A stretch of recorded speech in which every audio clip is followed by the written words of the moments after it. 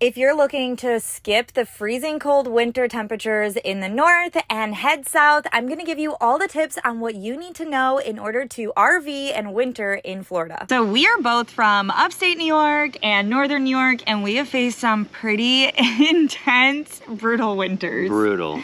There were times we were snowed in completely. We would open our front door and there was just snow from top to bottom. Yeah, feet blowing in the house if we left the door open too long.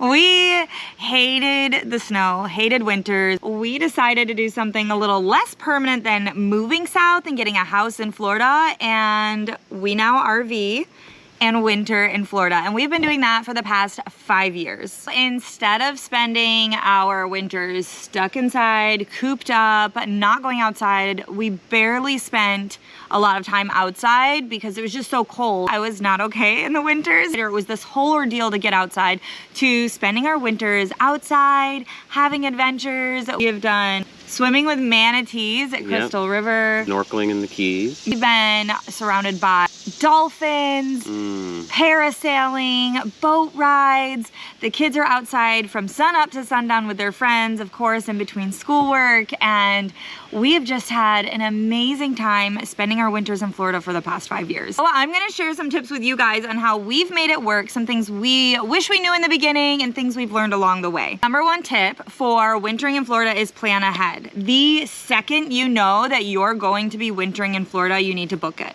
because it does book up fast. It is really popular to be down in Florida in winter time, and make sure that you're not having any gaps in your calendar as well. There have been times we've gotten lucky and we've gotten in on cancellations last minute, but you definitely do not want to be wondering where you're going next and scrambling and having to go somewhere not really that desirable, especially if you're looking to go to somewhere popular like the Florida Keys or like Orlando. Tip number 2, decide where you want to visit.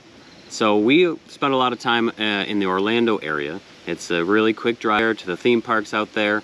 And in the wintertime, a lot of families are there too. So the kids have all their friends to play with all winter long. Yeah, we usually stay at the Thousand Trails Orlando campground. It is in Claremont, but there are a lot of families that go there. So we really enjoy it so we can have that time with friends and families. And we'll stay at Sunshine RV Resort down in the Florida Keys. It's not right in Key West, but it's close enough to where it's a quick drive. And then we can still snorkel because it is right on the beach. And we love to do a lot of paddle boarding, and a lot of families go there as well. So we do typically like to be around friends and family. Orlando area is definitely gonna be something you're going to be looking into if you want a lot of amusement parks and places to eat and all sorts of things in the area too. So there's also beaches out in Sarasota Way, which are some of my favorite beaches in the whole country. You have Siesta Key, Anna Marie Island. Those are just beautiful places. If you go out that way and you're looking just for that powdery sand and you want to spend your whole winter on the beach, that would be an area I would definitely recommend. The springs all through Florida too, they have over 1,000 springs and they're stunning. So even if you're not near a beach, you're likely near a spring and you have to go visit them. Tip 3 is consider the cost.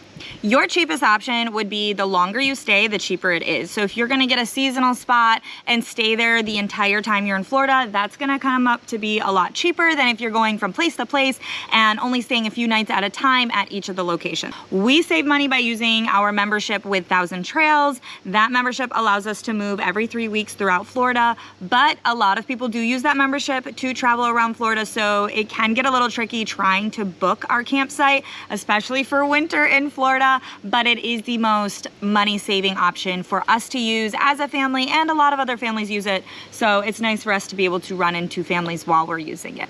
Tip number 4 is make the most out of your winter. You can get passes all throughout Florida, especially in Orlando. There's all sorts of passes you can get and visit over and over. It ends up being more cost effective and give you something to do all winter long. There's nature museums, science museums, amusement parks, all sorts of places you can get annual passes or seasonal passes to. Wintering in Florida has been the best thing we've done as a family. It's so much better to also RV in Florida than I think with hotels, especially after learning they don't change the comforters in all of the hotels. So you never even know if the comforter's been changed between guests. It's usually just sheets. And when I found that out, I was like, That is so gross. So I'd much rather have like my whole RV. I'm not trying to pack up a million bags and go from hotel to hotel with my kids. It gives us some more stability. Everyone has the same bed every night. We all have our same room every night. All of our things are with us, and you're basically taking your whole house with you to wherever you want to go. No matter what you do in Florida, you really can't go wrong. You're going to have an absolutely amazing time. So if you're going to be spending your winter in Florida, just make sure that you keep it a beautiful place for us all to continue to enjoy. We strongly believe in leaving places better than we got there. And I hope these tips helped. Make sure you check out thorindustries.com to learn more about how we winter in Florida for the past 5 years. Stay wild!